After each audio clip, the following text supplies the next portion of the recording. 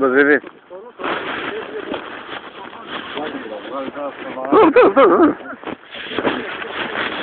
Ξεκινάμε, άντε.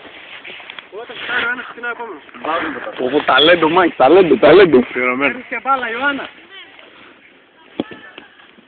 Μάικ, γκολάρα!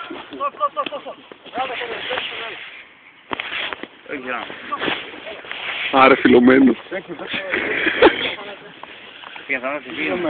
Θα μας κάνει γκολ. Άντε ρε, μπου. Άντε ρε, έλα, πάμε. Αφηγαίνω. Γιατί ρε, Ιωάννα. Τριπλάρουμε σε γρήγορο ρυθμό, αγωνιστικό. Εκεί. Περιμένεις, την μπάλα, αυτό λέω. Άρα λοιπόν, όλοι πρέπει να είμαστε εδώ. Και ο τερματοφύλακας πιέζει. Έτσι, πάμε πιο γρήγορα ρυθμό. Στο τελευταίο κόμμα, λίγο και πάμε. Γκολάρα, μην είναι στην καμέρα, μην παίζεις μπλε.